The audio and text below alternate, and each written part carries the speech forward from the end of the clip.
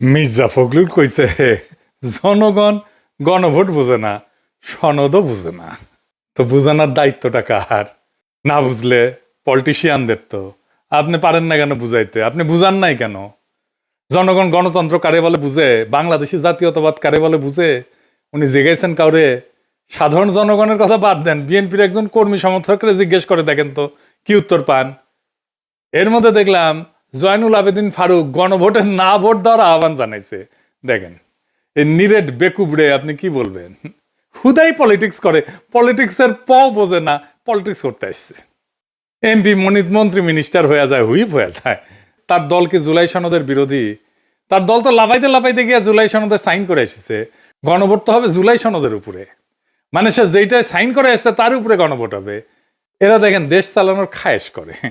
আচ্ছা, তর্কের খাতিরে ধরে নিলাম বিএনপি জুলাই সনদের বিরুদ্ধে, তারপরে ধরেন গণভোট হয়েছে এবং জুলাই সনদ বিরোধীরা মানে বিএনপি আর আওয়ামী লীগও তো জুলাই সনদের বিরোধী, তারা না ভোট দিছে, ফলে গণভোটে না জিতে গেছে। তাইলে রক্তে লেখা জুলাই সনদের পরিণতি কি হবে? আমি কই না যে বিএনপি বড়, তাই তার নিজেই নিজে মারে। বিএনপি যখন না ভোটের ক্যাম্পেইন করবে তখন নিজের নিজেই কেমনে মারবে সেটা বুঝে নিতেছে। আসেন আগে একটা বিষয় একটু খোলাসা করে নি। আমার তো শত্রুর অভাব নাই, শত্রুরা বেশিরভাগই মূর্খসোদা। তাই মূর্খসোদারা এসে বলবে জুলাই সনদকে ফালতু কইছে এ পিনাকি কয়দিন আগেই। আজ জুলাই সনদ প্রেমে গদ গদ হইছে। আমি এখনো মনে করি জুলাই সনদ ফালতু। এইটা আমরা বিপ্লবের পরে যে রাষ্ট্র তৈরি করতে চাইছিলাম, অন্তত আমি চাইছিলাম, সেটা করতে পারবে না। কিন্তু একটা দেশের সব রাজনৈতিক দল আলাপ আলোচনা করে এটা পর্যন্ত আগাইছে, সেটা একটা মূল্য আছে না? আমি চিটাগাং যাইতে চাই, গাড়ি চড়িছি, গাড়ি এসে কুমিল্লাত নষ্ট হয়ে গেল, তা আমি কি যাইতে পারি? চিটাগাঙে পারি নাই। গাড়িটা কি ফালতু? ফালতু। কুমিল্লা পর্যন্ত আসছি, সত্য আসছি, এটা কি ফেলাই দিতে দিয়ে ঢাকার দিকে রওনা দিব, নাকি চান্সে থাকবো অন্য গাড়ি চড়ে চিটাগাঙের দিকে যাবো? চিটাগাঙের দিকে যাবো। তো বোঝা গেছে জুলাই সনদ হ্যাঁ ভোট পাইলে ভালো, রাজনৈতিক দলের সমঝোতা জনগণ মাইনে নিছে, এটা বোঝা যাবে। আর যদি না ভোট পায় তাইলে জনগণের আকাঙ্ক্ষাকে রাজনৈতিক দল ধারণ করতে পারেনি, এটাই বোঝা যাবে। বিষয়টা একটু জটিল মনে হইতেছে, আমরা একটু গভীরে গিয়ে আলাপ করব। আসেন আল্লাহর নামে শুরু করি। অনেক এখন কইতেছে গণভোটে না জয়ী হইলে আমরা কি 2024-এর 5ই আগস্টের আগে ফিরে যাব? না, যাব না। কেন যাব না সেটা বুঝতে হইলে একটা গভীর দার্শনিক আলাপে প্রবেশ করতে হবে। আবার ডরেন না, চেলচেলায় বুঝা যাবেন। এই বিষয়গুলো বোঝা দরকার আছে সবার। এটা না বুঝলে রাজনৈতিক দলগুলো সবসময় মাথায় কাঁঠাল ভেঙে খাবে আর ধুনফুন বুঝাবে, ওরা নিজেরাই বুঝে না। তো ইতিহাসকে, রাজনীতিকে, ঘটনাকে ব্যাখ্যা করতে শিখবেন, তাইলে মজা লাগবে। এরপরে কখনো পিনাকির ভিডিও যদি নাও আসে তাইলে নিজে নিজে পথ চিনে নিতে পারবেন। এটাতেই বুঝবেন কেন হাসিনা বা আওয়ামী লীগের প্রত্যাবর্তন আর সম্ভব না। এই দার্শনিক আলোচনায় বুঝবেন কেন বাংলাদেশ আর কখনো পাকিস্তান হবে না, এটাও বুঝবেন। কেন বাংলাদেশকে আর কখনো পদানত করতে পারবে না ইন্ডিয়া, এটাও বুঝবেন। আসেন এই আলাপে ঢুকি। 2024 বলেন, 1971 বলেন, বা ফরাসি বিপ্লব বলেন, এগুলো বুঝতে হলে আমাদের একজন ফরাসি দার্শনিক আলাবাদিউরের শরণাপন্ন হইতে হবে, নাইলে আমরা কখনো 2024 বুঝবো না। আর সারাক্ষণ আতঙ্কে থাকবো এই হাসিনা বোধহয় চট করে ঢুকে গেল, আবার ফ্যাসিবাদ ফিরে আসলো নাকি। উনি জন্ম নিয়েছিলেন 1937 সালে, আমার চাইতে 30 বছরের বড়। একজন ফরাসি দার্শনিক, সাহিত্যিক, নাট্যকার, রাজনৈতিক চিন্তাবিদ, একসাথে মেলা কিছু, একই অঙ্গে অনেক রূপ। আলাবাদিও জনগণের জীবনের সেই মুহূর্তগুলোকে বুঝতে চান, বোঝাইতে চান যেখানে পুরনো নিয়ম ভেঙে পড়ে এবং নতুন সত্য জন্ম নেয়। আমাদের জন্য খুবই প্রাসঙ্গিক। তিনি মনে করেন সত্য নির্দিষ্ট ঘটনার মাধ্যমে প্রকাশিত হয় এবং মানুষ সেই সত্যর মাধ্যমে নতুন পরিচয় তৈরি করে। তার মূল দার্শনিক অবদানগুলোর মধ্যে একটা হইতেছে ইভেন্ট থিওরি। এরই ওনার সবচেয়ে বড় অবদান। তিনি বলেন যে সমাজ সাধারণত স্থিতিশীল অবস্থায় থাকে, এটাতে উনি বলছেন বিইং। হাসিনার আমলে যখন সবাই মনে করতেছিল আর কিছু হবে না, হাসিনা না মরা পর্যন্ত ক্ষমতায় থাকবে, সেইটা হইতেছে বিইং। কিন্তু হঠাৎ কিছু মুহূর্ত আসে যখন আগে সব নিয়ম ভেঙে যায়, এটাকে বলেন উনি ইভেন্ট, এবং নতুন সত্য তৈরি হয়। আর যারা সেই সত্যকে ধারণ করে তারা হয়ে ওঠে সাবজেক্ট। চারটা ধারণা: বিইং, ইভেন্ট, ট্রুথ, সাবজেক্ট। এটাই উনার দর্শনের কেন্দ্র। কঠিন লাগতেছে? লাগারই কথা, আমারও কঠিন লাগেছিল, বুঝতে মেলা সময় গেছে। আচ্ছা, আরো একটু বুঝাই বলতেছি। হ্যাঁ,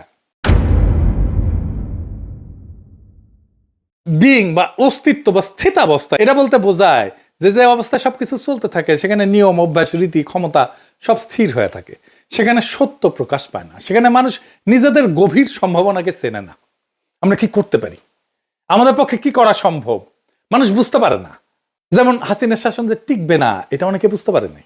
এটি স্থিতাবস্থা। এটা যারা দেখতে পারে, যারা বলে হাসিনা টিকবে না, তারা তাদেরকে উপহাস করছে। এইটাকে স্বাভাবিক চলমান অবস্থা বলে, যেখানে পৃথিবী যেমন আছে তেমনই থাকবে। এই অবস্থায় মানুষ এবং সমাজ নিজেদের সীমাবদ্ধতা আর শক্তি নিয়ে সচেতন না, তার মধ্যে পরিবর্তনের কোনো আকাঙ্ক্ষা জাগে না, শুধু চলিচ্ছে চলিচ্ছে আর চলিচ্ছে। তার মানে বিইং হইতেছে স্থির, অভ্যস্ত, নিয়ম মাফিক অস্তিত্ব। এখন অনেকে কয় না যে পিনাকি দেশটাকে অস্থিতিশীল রাখতে চায়, এরা হইতেছে সেই স্থিতাবস্থার ফুট সোলজার, যারা চায় বাংলাদেশ আগে যেমন ছিল সেরকমই থাকুক। 2 নম্বরে হইতেছে ইভেন্ট বা বিচ্ছেদ মুহূর্ত। ইভেন্ট হইল যেই মুহূর্ত স্বাভাবিক অবস্থার ভিত ফাটায় চুরমার কইরা দেয়। এই বিইং বা স্বাভাবিক অবস্থা, স্থিতাবস্থা, এটার ভিত একেবারে চুরমার করে দেয়, ওইটাকে ভেঙে নতুন সম্ভাবনার দ্বার খুলে দেয়, যার আগমনটা আগের নিয়ম দিয়ে ব্যাখ্যা করা যায় না, যা হঠাৎ সত্যের আবির্ভাব ঘটায়। তাই ইভেন্ট আসলে একটা বিচ্ছেদ, এটাকে উনি বলছেন রাপসার, ভেঙে পড়ে, যেখানে পৃথিবী আগের মতো থাকে না, বাংলাদেশ আগের মতো নাই 2024-এর অগাস্ট বিপ্লবের পরে। এই ইভেন্টে হঠাৎ সত্যের উদ্ভব ঘটায়, পুরানো নিয়ম থেকে বিচ্ছেদ ঘটায়। 2024 সেই ইভেন্ট, সেই রাপসার, সময়ের গর্ভ থেকে চিৎকার করে রক্তস্নাত হয়ে জন্ম নেওয়া নতুন সময়। এরপরে আসে ট্রুথ। এই ট্রুথ মানে সত্য না, এই ট্রুথ হইল ইভেন্ট থেকে জন্ম নেওয়া এক নতুন সম্ভাবনা, এক নতুন নীতি, এক নতুন দিশা, যা সেই স্থিতাবস্থার পুরনো নিয়মকে চ্যালেঞ্জ করে, যা ধীরে ধীরে বাস্তবতাকে পরিবর্তন করতে পারে। তার মানে ট্রুথ একটা পথ, যা ইভেন্টের ভিতর থেকে উঠে আসে এবং ধীরে ধীরে পৃথিবীকে নতুনভাবে প্রকাশ করে। ট্রুথ হইতেছে ইভেন্ট থেকে জন্ম নেওয়া এক নতুন সম্ভাবনার পথ। এরপরে আসে সাবজেক্ট। সাবজেক্ট হইতেছে সেই ট্রুথ বা সেই সত্যের ধারক, মানুষ, জনতা। বাদিউ বলেন যে মানুষ জন্মগতভাবে সাবজেক্ট না, সাবজেক্ট হয়ে উঠতে হয়। ইভেন্টের সত্যকে গ্রহণ কইরা ট্রুথের প্রতি বিশ্বস্ত থেকে নতুন পথকে রক্ষা এবং এগিয়ে নিয়ে পুরনো বিইং এ ফিরে না যাওয়াটাই হইতেছে সাবজেক্টের কাজ। এই সাবজেক্ট ট্রুথের বাহক, বাংলাদেশের মানুষ এই সাবজেক্ট। এখন তার ভিতরে একটা নতুন চেতনার উন্মেষ হইছে ইভেন্টের ফলে, তার ভেতরে একটা সত্য জায়গা উঠছে, সে জিনিসের সম্ভাবনা জানে, সে এই ইভেন্টের বিপ্লবের সত্যকে ধারণ করে এবং তার ভিতর দিয়ে নতুন বাস্তবতা তৈরি করার চেষ্টা করে। সাবজেক্ট সবসময় ইভেন্টের সত্যকে নিজের দায়িত্ব হিসেবে গ্রহণ করে। 4টা ধারণা সম্পর্কে আবারও এডিটর সাহেব পাশে লিখে দেন। অস্তিত্ব বা বিইং, যে অবস্থায় আমরা চুপচাপ চলি। 2 নাম্বার ইভেন্ট, যা সেই অবস্থায় ফাটল ধরায়, রাপচার ঘটায়, ভেঙ্গে ফেলে, যা বিপ্লব 2024-এর। ট্রুথ, যে নতুন দিশা সেই রাপচার থেকে, ইভেন্ট থেকে জন্মায়। সাবজেক্ট, যে মানুষ সেই নতুন দিশাকে ধারণ করে এগায় যায়। এক বাক্যে যদি বুঝায় বলি, অস্তিত্বের নীরব স্থবিরতার মধ্যে হঠাৎ ঘটে যাওয়া বিপ্লব থেকে যে নতুন সত্য জন্ম নেয় এবং যে জনগোষ্ঠী সেই সত্যের প্রতি বিশ্বস্ত থাকে, সেই পরিণত হয় সাবজেক্টে। তাহলে জুলাই সনদের নৈতিক ভিত্তি কি, ইভেন্ট নাকি ভোট? বাংলাদেশ একটা নতুন কালপর্বে প্রবেশ করছে, সেখানে জুলাই সনদ উত্থিত হয়েছে বিপ্লব থেকে, ইভেন্ট থেকে। তাই জুলাই সনদ গণভোটে হাইরা গেলেও তার বৈধতা হারায় না। জুলাই সনদ হইতেছে জনগণের উত্থানে জন্ম নেওয়া নতুন ভিত্তিনীতি। এটা ভোটে জেতা দিয়ে তৈরি হয় না। এই ভিত্তিনীতি তৈরি হয় ঐতিহাসিক ঘটনাবলী, উত্থান, জনক্ষমতা, সামাজিক রূপান্তর এবং সম্মিলিত দাবির ভিত্তিতে। বিএনপি বলে না সংসদে যে সবকিছু ঠিক করব, ভোটে সবকিছু ঠিক হবে না। ভিত্তিনীতি তৈরি হয় বিপ্লবে, অভ্যুত্থানে, জনগণের আকাঙ্ক্ষায়, গণ আকাঙ্ক্ষায়, ভোটে না। জুলাই সনদ ঐতিহাসিকভাবে জন্ম নেওয়া নতুন ভিত্তি চুক্তি। ভোট তার বৈধতা বাড়াইতে পারে বা কমাইতে পারে, কিন্তু বাতিল করতে পারে না। জুলাই সনদ কোনো দলীয় প্রতিশ্রুতি না যে ভোটে হারলে বাতিল হয়ে যাবে। এটা হইল বর্ষা বিপ্লবের রাজনৈতিক ফল, জনসম্মতির উপরে লেখা দলিল, 25টা রাজনৈতিক শক্তির সই করা কাঠামো, ইতিহাসে জন্ম নেওয়া নতুন ভিত্তি। এইটা এক্সট্রা কনস্টিটিউশনাল সত্য মুহূর্ত। এইগুলোর কারণে জুলাই সনদ একটা ভিত্তিনীতি অস্থায়ী হইতে পারে, এটা গণভোটে স্থায়ী হবে। আর যদি গণভোটে না ভোট পায়, তারপরেও একটা নতুন সত্য উত্থিত হবে, সেটা আমরা আসব। এইবার আসেন আরেকটা বিষয় দিয়ে আর একটু এটা বুঝে দেখি। আরেকজন দার্শনিকের আলোচনা একটু বুঝে দেখবো। এখন কইবে আমার ক্ষুদ্র ভাতার ভগিনা আজকে দর্শন দিয়ে একেবারে মাগামাগি করে ফেলছে, মাথার উপর দিয়ে যাইতেছে না মাথার উপর দিয়ে। আমি জানি অনেকেই বুঝতেছেন। আসেন আর একটা বিষয় বুঝে দেখি, সেটা বৈধতা, জনবৈধতা। ভোট নিয়ে চিল্লাইতেছে না বিএনপি, এইটার বিরুদ্ধে তো তত্ত্ব দাঁড় করাইতে হবে, দার্শনিক বোঝাপড়া পরিষ্কার করতে হবে। আসেন সেটা বুঝে দেখি। কার্ল স্মিথ বলে একজন জার্মান দার্শনিক ছিলেন। ওনার সবচেয়ে বিখ্যাত ধারণা বা বিখ্যাত উক্তি হইতেছে, sovereign is he who decide the exception. ইংরেজি যেহেতু কইছে ঠিকই কইছে, তাই না? মানে যে ক্ষমতা সংকট পরিস্থিতিতে, মানে এক্সেপশন বলতে উনি সংকট পরিস্থিতি বলছে, তাই বলতেছেন উনি যে ক্ষমতা সংকট পরিস্থিতিতে চূড়ান্ত সিদ্ধান্ত নেয় সেটাই প্রকৃত সার্বভৌম ক্ষমতা। আর একটু বুঝে দেখি, খুব চমৎকার একটা বিষয়। কিন্তু সংবিধান ভেতরে নিয়ম সাধারণ সময় চলে, কিন্তু সংকট এলে সংবিধান কাজ করে না, নিয়ম কাজ করে না, সিদ্ধান্তই রাজনীতিকে নির্ধারণ করে। সেই সংকটময় মুহূর্তে নেওয়া সিদ্ধান্তই সংবিধানের গভীর দুর্বলতা এবং সীমা উন্মোচিত করে। এটাই স্মিথের ডিসিশনিজম বা সিদ্ধান্তমূলক তত্ত্ব। তাই যদি না ভোট পড়ে, তাইলে স্মিথের সেই ডিসিশনের মতোই সংবিধানের ভেতরে থাকা লুকানো দুর্বলতা, সীমা, দ্বন্দ্ব প্রকাশ করে দেবে। এটাকে বলা যেতে পারে সংবিধান যে ভুয়া সেটা উন্মোচন করে দেবে। এই সংবিধানের ভুয়াত্ব সাধারণ সময় ঢাকা থাকে, না জিতলে সংবিধানের সেই অমীমাংসিত বিরোধগুলো উপরে উঠে আসবে, তার ভুয়াত্বগুলো উন্মোচিত হয়ে যাবে। কোন দ্বন্দ্বটা সামনে আসবে? জনগণ বনাম দলীয় এলিট, কনস্টিটিউয়েন্ট পাওয়ার বনাম কনস্টিটিউয়েট পাওয়ার, মানে জনসার্বভৌমত্ব বনাম দলীয় আধিপত্য, অতীতের সেন্ট্রালাইজ রাষ্ট্র বনাম জুলাই উত্থানের দাবি করা নতুন কাঠামো, সংবিধানের পুরনো ভাষা বনাম রাজনৈতিক বাস্তবতা। সংবিধান সাধারণ সময়কে নিজেকে সম্পূর্ণ দেখাইলেও স্মিথের মতে সংকটে তার আসল দুর্বলতা প্রকাশ পায়। আমাদের প্রিয় সলিমুল্লাহ খানের প্রিয় দার্শনিক আছে লাকা, উনি একটা কথা বলেন, জুইসাস বাংলায় সরাসরি মানে হইতেছে স্বাধীন, তীব্র, অপ্রতিরোধ আকাঙ্ক্ষা, নিজের অস্তিত্বের পরিপূর্ণতা নিষিদ্ধ বা দমন করা আনন্দ, ইচ্ছার মুক্তি, অতি নিয়ন্ত্রণের বিরুদ্ধে স্বাধীনতার বিস্ফোরণ। রাজনীতিতে জুইসাস বলতে বোঝানো হয় জনগণের নিজস্ব তীব্র ইচ্ছা শক্তি, দমন করা রাজনৈতিক আকাঙ্ক্ষার প্রকাশ, স্বাধীনতার অনুভূতি, রাষ্ট্রশক্তির উপরে নিজেদের নিজস্ব ক্ষমতার দাবি, যা কোনো দল, সংসদ, নিয়ম দিয়ে পুরোপুরি নিয়ন্ত্রণ করা যায় না। না ভোটের যদি জয় হয়, তাহলে জনগণের সেই তীব্র ইচ্ছা শক্তির জয় হবে, জুইসাসের জয় হবে। জনগণ না ভোট দেওয়ার অর্থ হচ্ছে আমি তোমার ঐক্যমত কমিশনে বসে লেখা সংস্কার কমিশন না, অর্থাৎ জনগণ নিজেরাই সিদ্ধান্তের উৎস। জনগণের আকাঙ্ক্ষা আর দলীয় বোঝাপড়া এটা পৃথক। জনগণ সংবিধানের উপরে কনস্টিটিউয়েন্ট পাওয়ার হিসেবে, সার্বভৌম ক্ষমতা হিসেবে আত্মপ্রকাশ করবে না ভোটের মাধ্যমে। তাইলে হ্যাঁ ভোট দিলে জুলাই সনদ জনগণের ভোটে বৈধ হবে, না ভোট দিলে জনগণের ভোটে সংবিধানের সীমা উন্মোচিত হবে। সংবিধানের সীমা বিষয়টা আর একটু বুঝেনি, তাছাড়া বিষয়টা খুব স্পষ্টভাবে বোঝা যাইতেছে না। একই জিনিস বারবার আসতেছে বলে বিরক্ত হয়ে না, এই বিষয়টা খুব গভীরভাবে আমাদের বুঝে থাকা দরকার। খুব জটিল বিষয়, কিন্তু এটা না বুঝলে আমাদের মাথায় কিন্তু সবসময় কাঁঠাল ভেঙে খাবে। সংবিধানের গভীর দুর্বলতা বা সীমা বলতে আসলে কি বোঝানো হয়? সংবিধান সবসময় দুইটা স্তরে কাজ করে।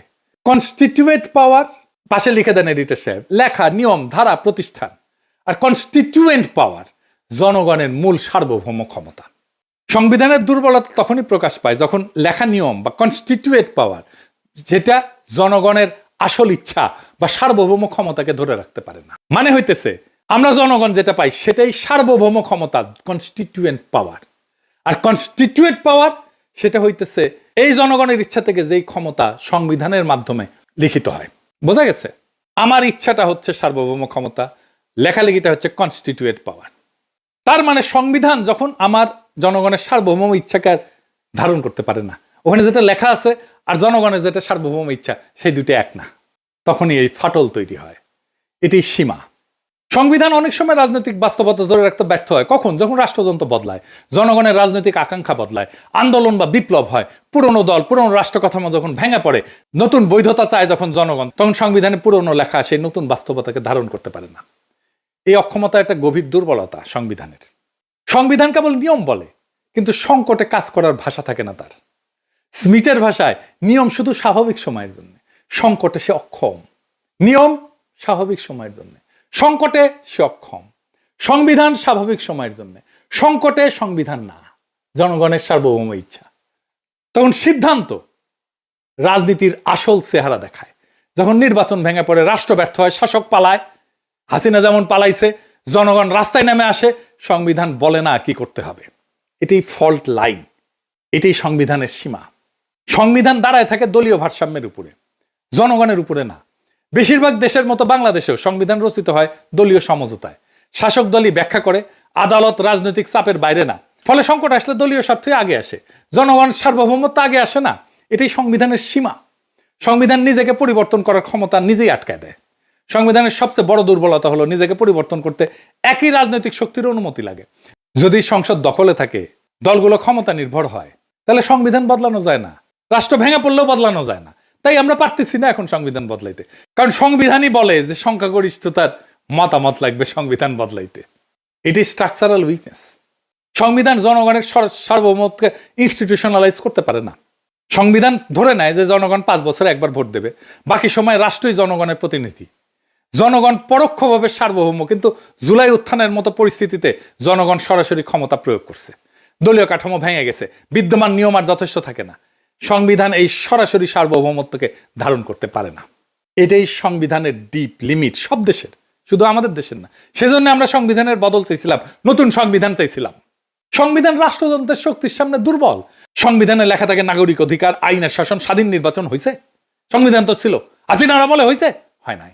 বাস্তবে সেনাবাহিনী, ব্যুরোক্রেসি, গোয়েন্দা সংস্থা, পুলিশ, আদালত, দলীয় আধিপত্য, এগুলো লিখিত সংবিধানের উপরে উঠে যায়। সংবিধান তখন একটা কাগজ হয়ে যায়, রাষ্ট্রযন্ত্রের সামনে দুর্বল। সংবিধান তো আমাদের অধিকারকে রক্ষা করতে পারেনি, সংবিধান তো ফ্যাসিবাদকে আটকাইতে পারেনি। তাই বর্ষা বিপ্লবের মধ্যে দিয়ে নতুন যে গণশক্তি হয়েছে, সেটা স্বীকৃতি দিতে পারে না। এই জন্যই জনগণকে নতুন চুক্তি লিখতে হয়, নতুন সংবিধান লিখতে হয়। এটাই কনস্টিটিউয়েন্ট পাওয়ার। তাই গণভোটে যদি হ্যাঁ পড়ে, মানে জনগণ সনদের প্রস্তাবগুলো সরাসরি অনুমোদন করছে, এটা সনদের পপুলার ম্যান্ডেট তৈরি করবে। সনদ তখন মুভমেন্ট ডকুমেন্ট থেকে জন অনুমোদিত একটা রোড ম্যাপে পরিণত হবে। দলগুলোর উপরে সনদ বাস্তবায়নের নৈতিক রাজনৈতিক বাধ্যবাধকতা তৈরি হবে। সনদ তখন ভবিষ্যৎ সংবিধান সংশোধনের একটা ঐক্যমতের একটা ভিত্তি হয়ে দাঁড়াবে। এডিটর সাহেব লিখে দেন, হ্যাঁ ভোট সনদকে বৈধ এবং জনপ্রতিনিধিত্বমূলক দলিল হিসাবে গ্রহণ করবে। আর না হইলে জনগণের কনস্টিটিউয়েন্ট পাওয়ার প্রকাশ হবে, যেটা সবচেয়ে গুরুত্বপূর্ণ। না জেতা মানে সনদ বাতিল না। জনগণ বলছে আমি সার্বভৌম, আমি ঠিক করব। আমরা কাগজ তৈরি করিনি, আমরা চাই নিজেরাই ভবিষ্যতের নিয়ম নির্ধারণ করতে। জনগণ বলছে দলীয় প্যাকেজ না, আমরা নিজেরাই সংবিধানের ভিত্তি চুক্তি লিখব। এটাই হইল কনস্টিটিউয়েন্ট পাওয়ারের ঘোষণা, যেই ক্ষমতা দিয়া নতুন সংবিধান লেখা হয়। না মানে জনগণ বিদ্যমান সনদকে ছাড়াই যায় নিজেদের হাতে সংবিধান রচনার কাজ হাতে নিতে চায়। তাই হ্যাঁ হোক বা না হোক, কোনো ফলই এই জাতিকে হাসিনার ফ্যাসিবাদের পুরনো অন্ধকারে ফেরত নিয়ে যাবে না। কারণ এই গণভোট দলীয় স্বার্থের খেলা না, এটা জনগণের সার্বভৌম ক্ষমতার ঘোষণা। হ্যাঁ জিতলে সনদ পাবে বৈধতা, আর না জিতলে বোঝা যাবে বাংলার মানুষ দলীয় স্ক্রিপ্ট মানে না। তারা নিজেরাই নিজেদের ভবিষ্যৎ এবং সংবিধান লেখার দায়িত্ব নিতে চায়। গণভোটের ফল যাই হোক, এটা একটাই সত্য প্রকাশ করে, রাষ্ট্র আর দলের না, জনগণের। এটাই বর্ষা বিপ্লবের বিজয়, এটাই ছাত্র জনতার বিপ্লবের বিজয়, এটাই 2024-এর বিপ্লবের বিজয়। ইনকিলাব জিন্দাবাদ।